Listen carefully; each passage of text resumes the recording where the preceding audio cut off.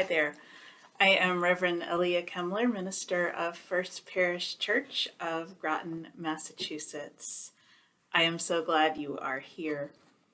We are a community seeking to deepen spiritually, to take care of one another, and to be a blessing to this world. Unitarian Universalism is a faith for all people.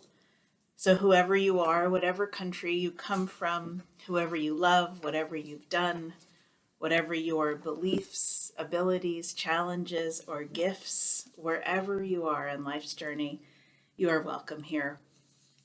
Our congregation includes a wide diversity of beliefs, and I invite you to freely translate the language that you hear in the service.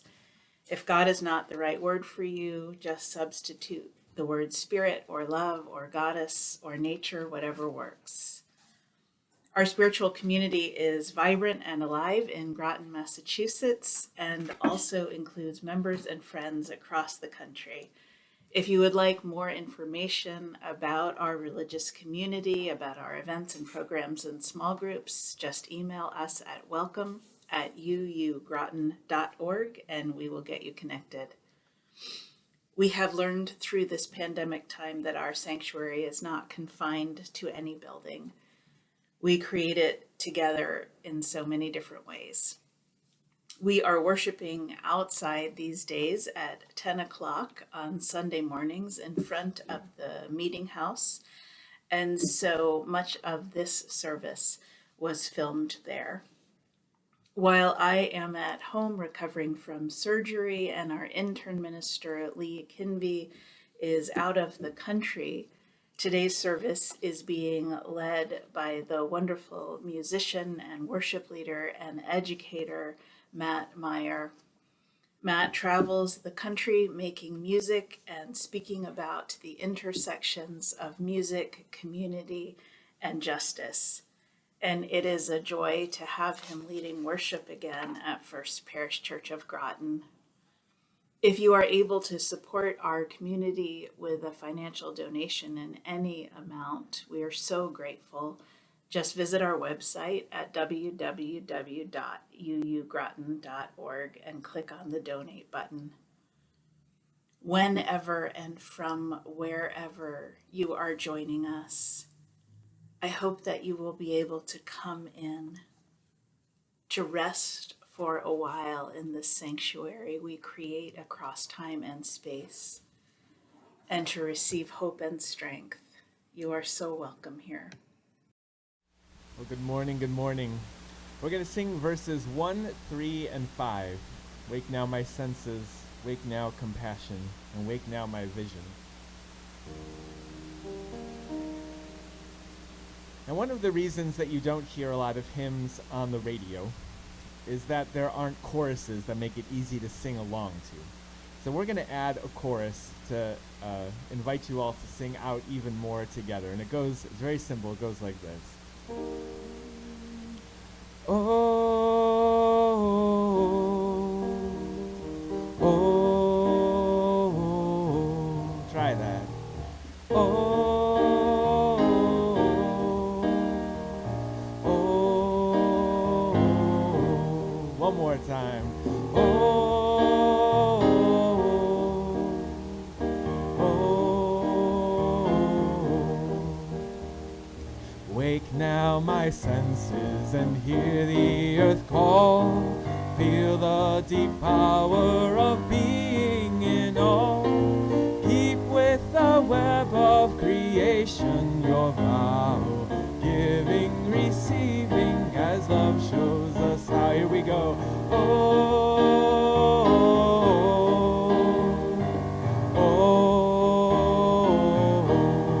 again.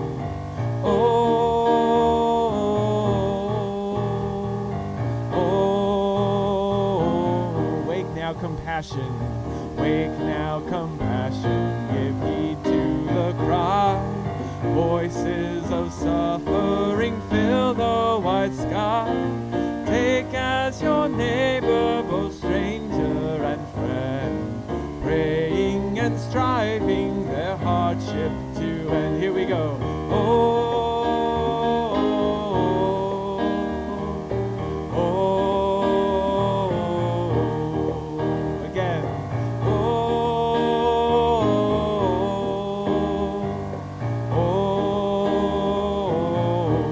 out my vision.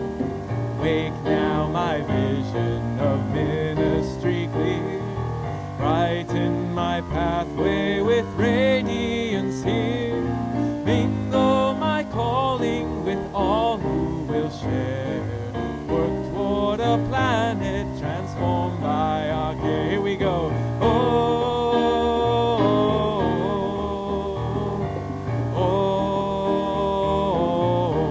with some harmonies.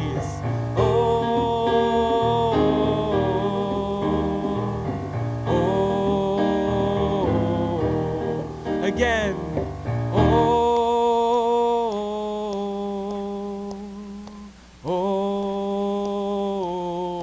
One last time.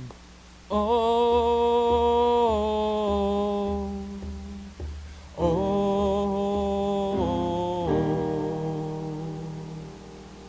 you sound good. It's so good to sing together. You may be seated.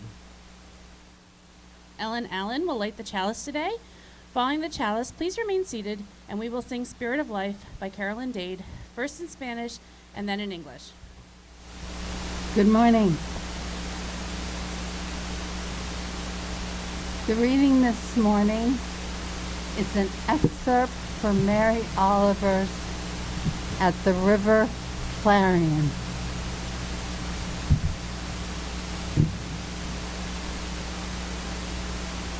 I don't know who God is exactly, but I'll tell you this. I was sitting in the river named Clarion on a water splash stone, and all afternoon I listened to the voices of the river. Whenever the water struck a stone, it had something to say. And the water itself, and even the mosses, trailing under the water, and slowly, ever so slowly, it became clear to me what they were saying. Said the river, I am part of holiness.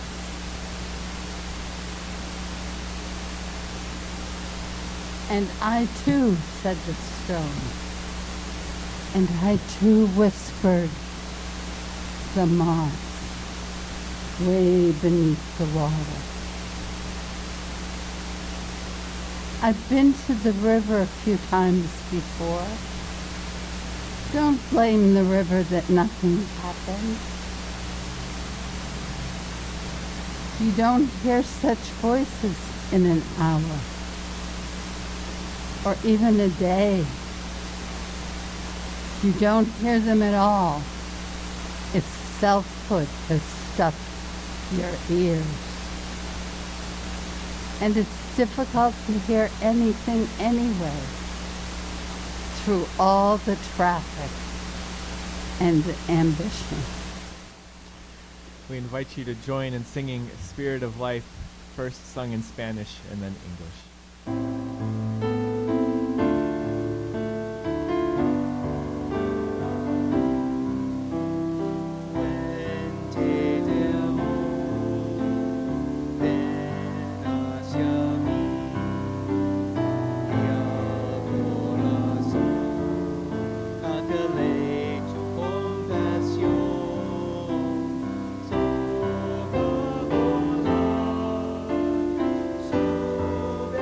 Sube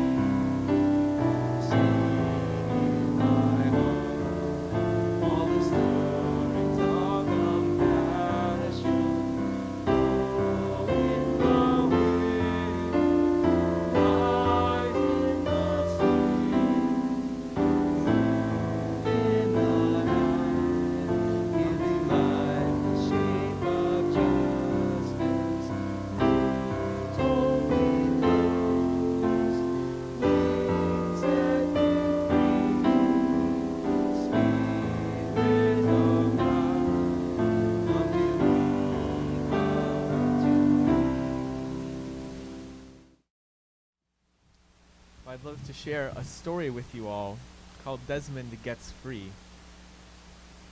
Now, Desmond the mouse lived in the most beautiful meadow in all the land.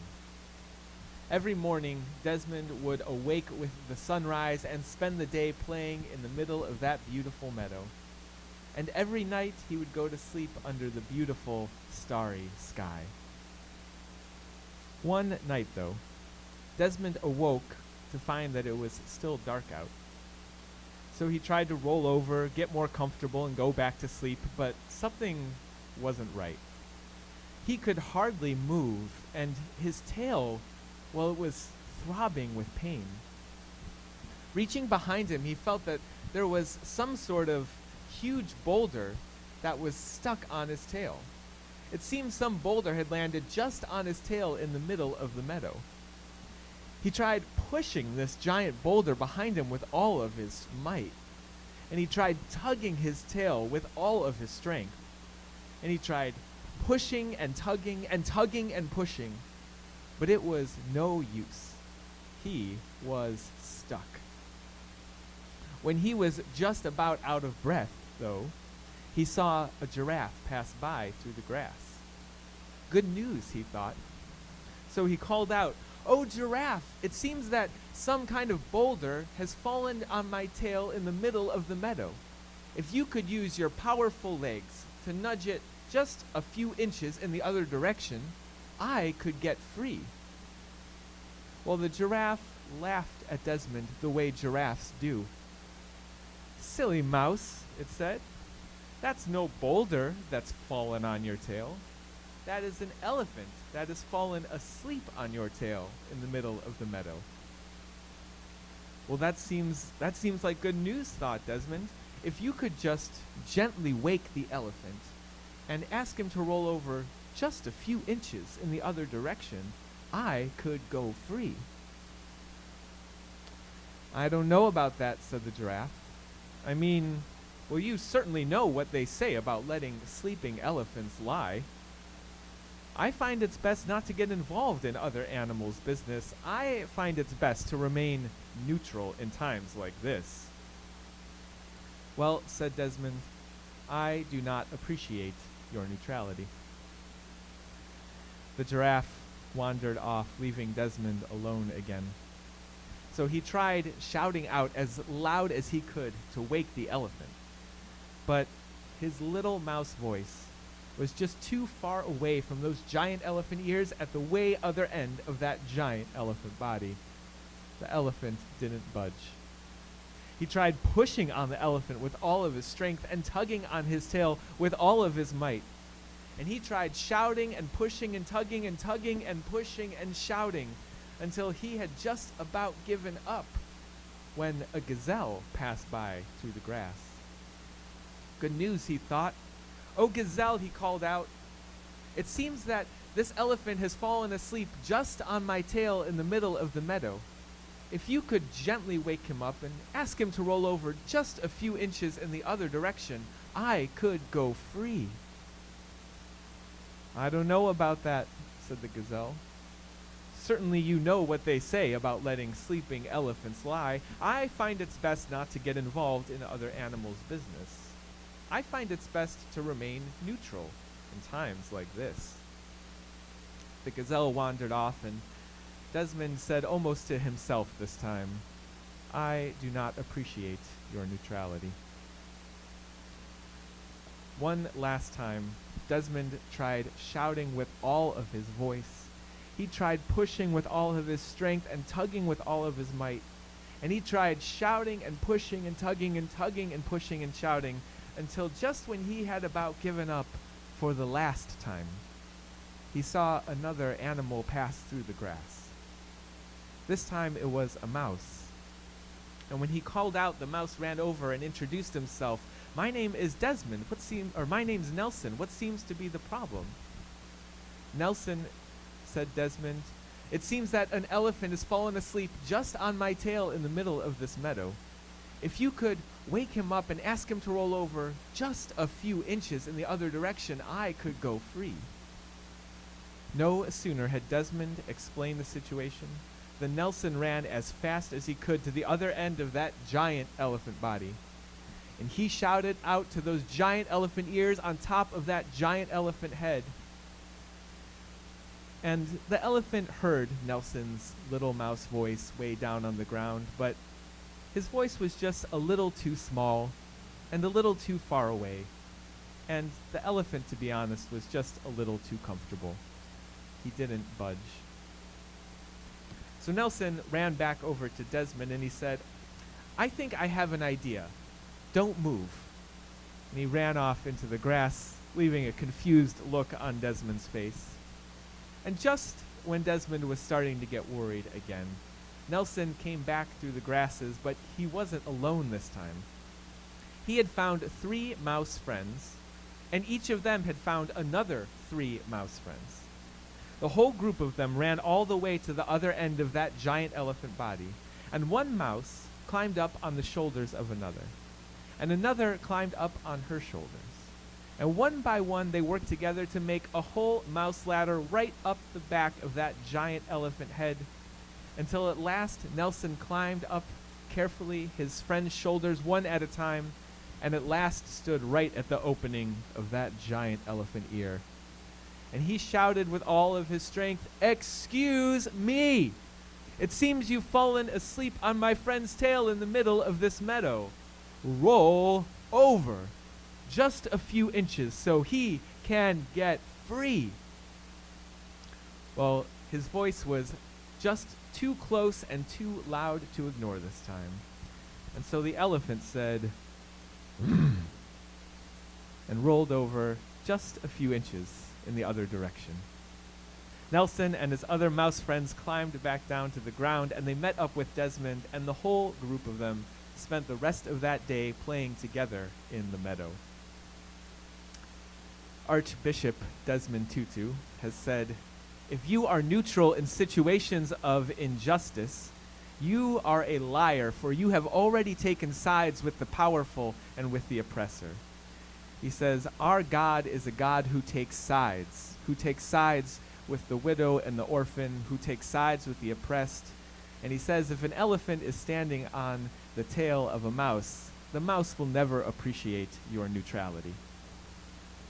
As Unitarian Universalists, we may or may not believe in a God who takes sides, but we do covenant to come together to create a better world. We've covenanted to come together and create a world of justice and equity and compassion, and that means creating a world different from the one we see around us today. So it means taking sides for justice, taking sides for equity and compassion. It means coming together in covenant to side with love. May it be so, and may we make it so. So let's begin in prayer with these beautiful words by Reverend Stephen Garnas Holmes called Bare Trees. Leaves lost, cloak sundered, summer's green muffler gone, open to November winds. So this is you without all the leafy romance, without the generous bosom, the welcome shade, just arms of wood, wooden sinews rising, twisting, thinning toward the top, your 10,000 fingers, and all this empty air, the blank between branch and branch, the wind you can't hold. This is you, this strenuous absence, this brave emptiness. Where are you now?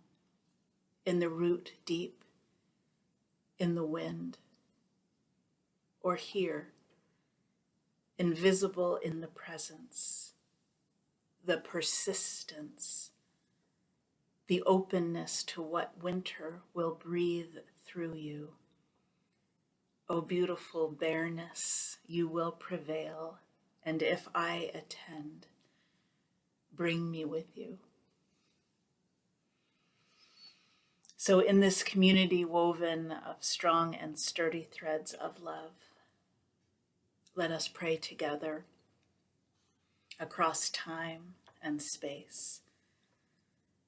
And let us create together sanctuary, a sanctuary that holds and heals and feeds our hope. And I invite you to take a moment now to give thanks for all that is good in your life. Let us give thanks for music, for the pulse of drumbeat, for an extra hour of sleep or rest, and for this season of bearing trees. A reminder that there is a time for letting go, a time for being still. Each of us holds prayers in our hearts that we bring to this time and this place. So let us pray our own prayers as we enter into a time of shared quiet.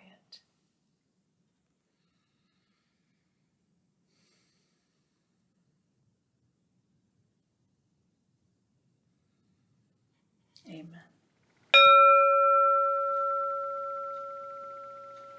Te traemos la fuerza, la libertad es única bandera.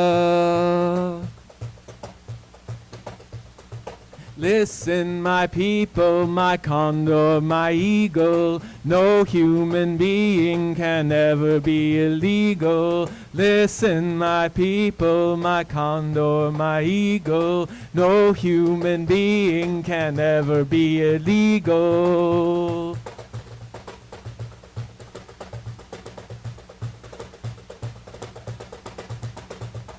Oye, mi gente, traemos la fuerza, la libertad es la única bandera. Oye, mi gente, traemos la fuerza, la libertad es la única bandera. Listen, my people, my condor, my eagle. No human being can ever be illegal. No human being can ever be illegal. No human being can ever be illegal.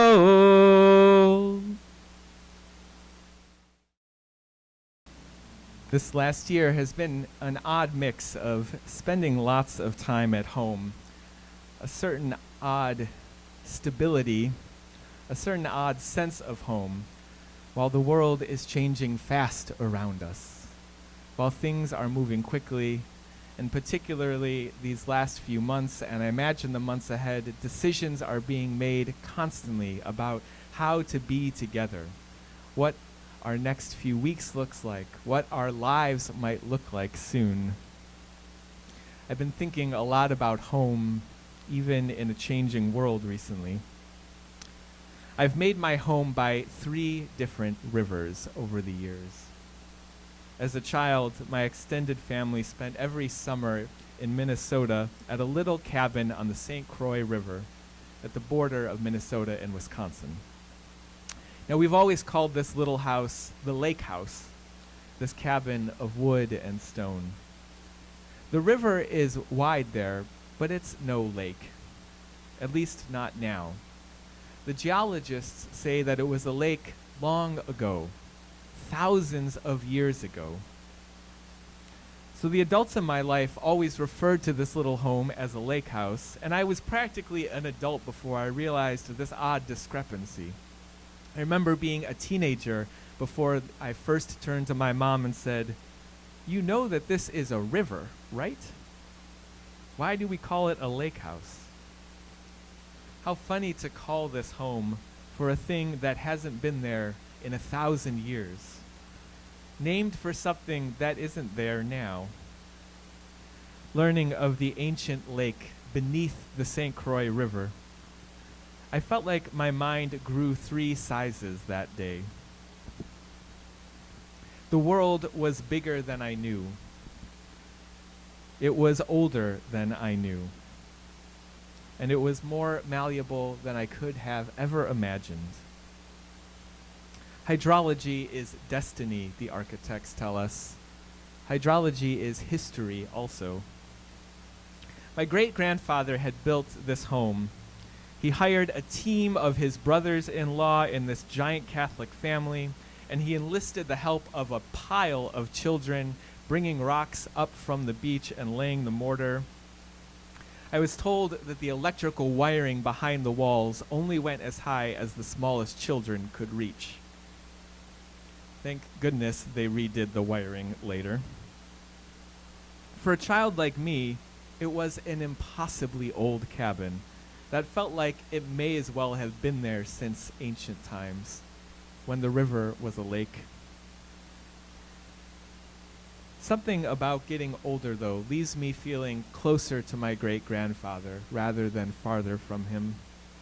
And while my heart is warmed by the longevity of this home, I'm also heartened to imagine a time when this home was only an idea, when big family dinners around the dining room table and fires on the beach were only in my ancestors' wildest dreams. How different things were long ago. How much has changed and stayed the same. This is the lesson of rivers for our time, particularly the waterways where we make our homes and our neighborhoods and our civilizations. They are constant and they are constantly changing. History and destiny. Even the things that seem most permanent are in motion. I know I was shocked last year when the pandemic came and we reimagined everything so quickly. The structure of our economy and of our lives all shifted seemingly overnight. Congregations and corporations and even Congress acted quickly. It was stunning. And I know that for years as an activist trying to make the world at least a little better, I had been told by my elders that change happens slowly, that it takes time. Part of the great pain of the great shutdown, for me at least, was seeing this lie made visible. Change can happen quickly if we make it. The lesson of the rivers and the lesson of handmade homes should remind us to imagine a world different from the one we inherited, to remember that change is not only possible, it is inevitable, that things as they are not as they were, and what is not what will be. A sense of home, like the warmth of community, is something we make by hand. Loving community is something we imagine and create into being. Oh, river, I hear you, feel you calling me. Oh, river, who will I be when I reach the sea?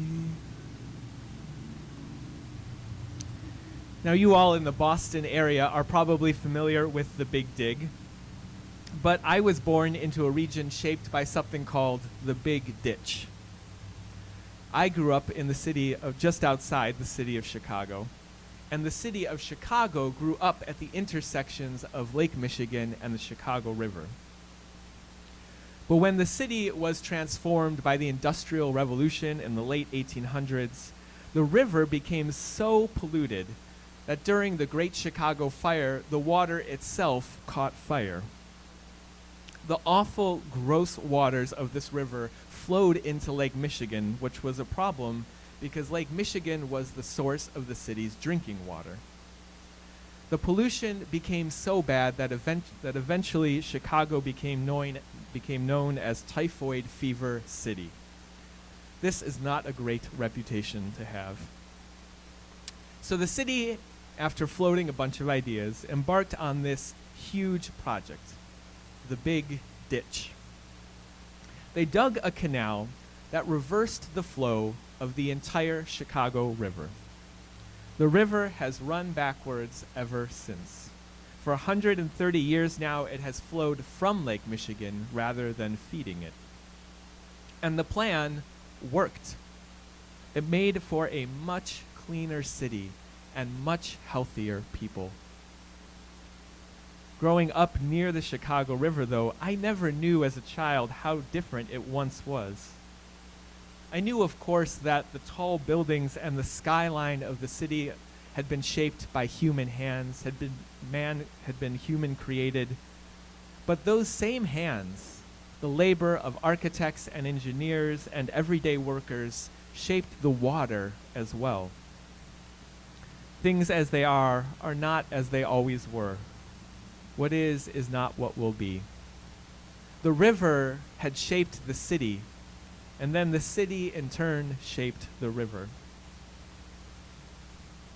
Now you may be wondering, as I did, what happened to the waste in the Chicago River once it was suddenly headed in the other direction? You probably won't be surprised to learn that the farmers and other folks who suddenly overnight found themselves downstream of this pollution weren't too excited about it. Farmers in Illinois, and then the whole city of St. Louis, and then whole other neighboring states each took Chicago to court and sued them one after another after another. How perfectly American this was, to deal with waste by sending it downstream to someone else. The poet Wendell Berry once summed up the religious traditions of the world in his own environmental way, saying, "Do unto those downstream as you would have those upstream do unto you." The wisdom of architects tells us that borders are meaningless. The wisdom of the rivers confirms it. Rivers are conclusive evidence of the meaninglessness of borders. So is pollution. So are viruses, for that matter. Anyone with a 6th grade science education who knows the basics of the water cycle knows this truth, that we all live upstream from one another, and we all live downstream from one another. Water in all its forms demonstrates the lie that we are separate. It demonstrates the lie that one people can set policies that don't affect their neighbors, that lines can be drawn in the sand to divide up the interdependent web of all existence. Why is it that so many of the same people who deny climate change also deny the gravity of a global pandemic? Because they are both evidence against the ideology of rugged individualism. They are both evidence against the myth of our separateness. It turns out that sending sewage west instead of east is no magic. It is not transfiguration. It is only sickness afar instead of sickness near.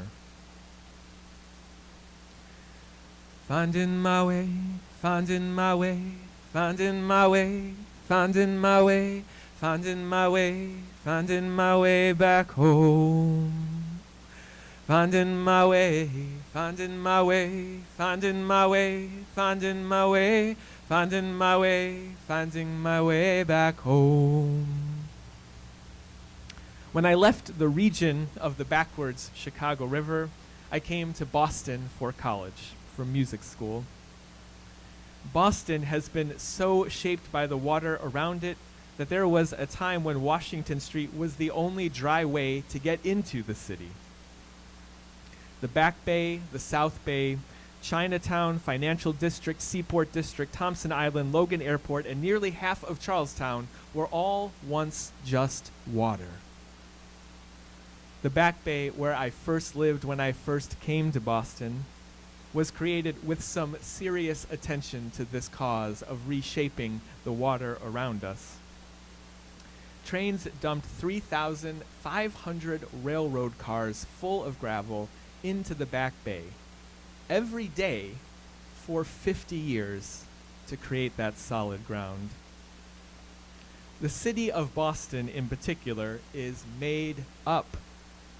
The laws and policies and the police, boundaries and borders, zoning and transit and parks, and certainly the shorelines, they were all imagined by people and they were made by hand. the good and the bad of it. None of it is natural. None of it was inevitable. If you disagree, remember that most of the skyline is made of steel and metal built on water.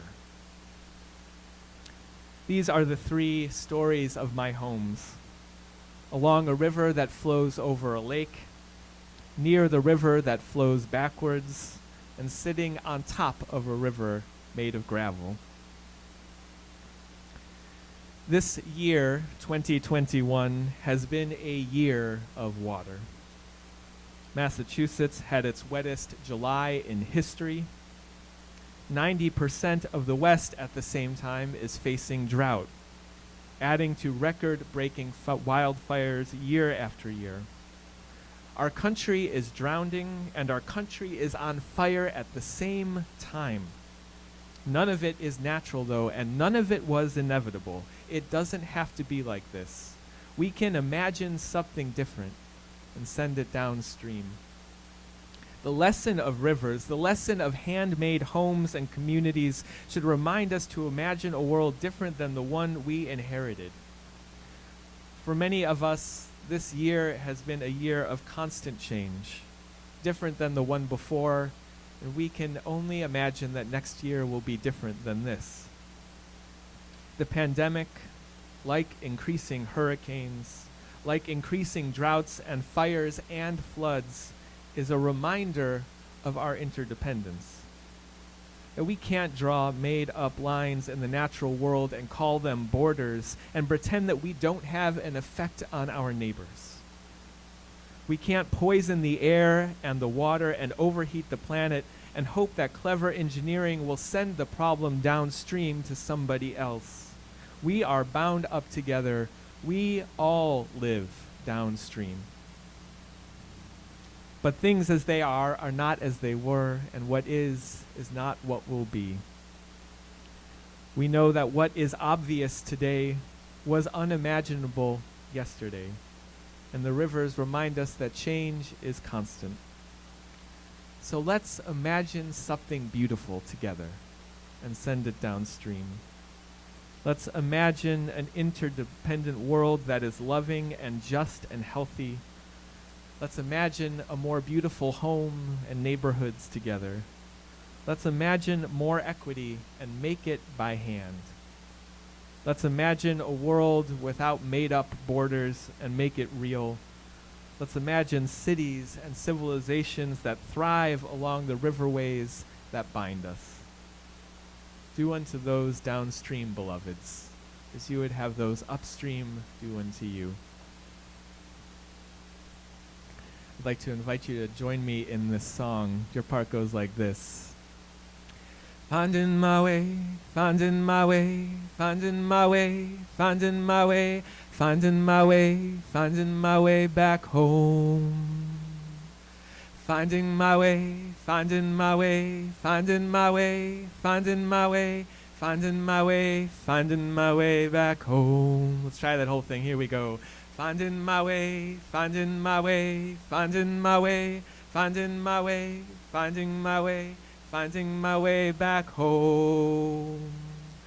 Finding my way, finding my way, finding my way, finding my way, finding my way, finding my way back home. One more time, here we go. Finding my way, finding my way, finding my way, finding my way, finding my way, finding my way back home.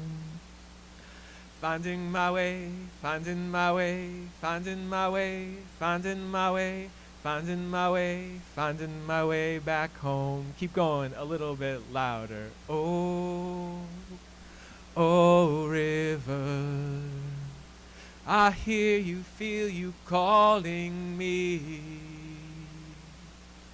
Oh river, who will I be when I reach the sea? One more time. Oh, oh river, I hear you, feel you calling me.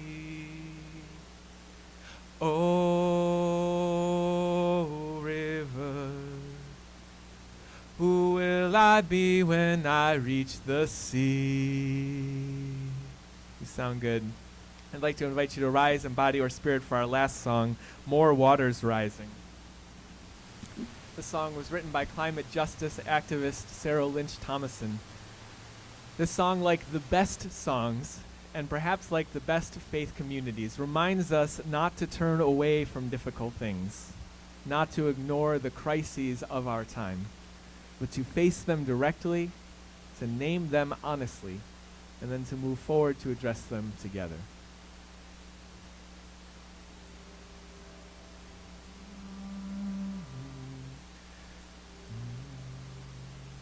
There are more waters rising, this I know, this I know. There are more waters rising, this I know. There are more waters rising, they will find their way to me. There are more waters rising, this I know, this I know. There are more waters rising, this I know. You got it. Let's try that verse again. Now that you got a little sense of the melody, sing it like you mean it. Here we go. There are more waters rising, this I know, this I know. There are more waters rising, this I know. There are more waters rising, they will find their way to me. There are more waters rising, this I know, this I know. There are more waters rising, this I know. More fires. There are more fires burning, this I know, this I know. There are more fires burning, this I know. There are more fires burning, they will find their way to me. There are more fires burning, this I know, this I know. There are more fires burning, this I know. More mountains, there are more mountains falling, this I know, this I know. There are more mountains falling, this I know. There are more mountains falling, they will find their way to me. There are more mountains falling, this I know, this I know. There are more mountains falling, this I know. I will wade through the waters, here we go. I will wade through the waters, this I know, this I know. I will wade through the waters, this I know. I will wade through the waters when they find their way to me. I will wade through the waters, this I know, this I know. I will wade through the waters, this I know. I will walk through the fire, this I know, this I know. I will walk through the fire, this I know. I will walk through the fires when they find their way to me. I will walk through the fires, this I know, this I know. I will walk through the fires, this I know. I will rebuild the mountains, this I know, this I know. I will rebuild the mountains, this I know. I will rebuild the mountains when they find their way to me. I will rebuild the mountains, this I know, this I know. I will rebuild the mountains, this I know. There are more waters rising. There are more waters rising, this I know, this I know. There are more waters rising, this I know. There are more waters rising, they will find their way to me. There are more waters rising, this I know, this I know. There are more waters rising, this I know. You sound good.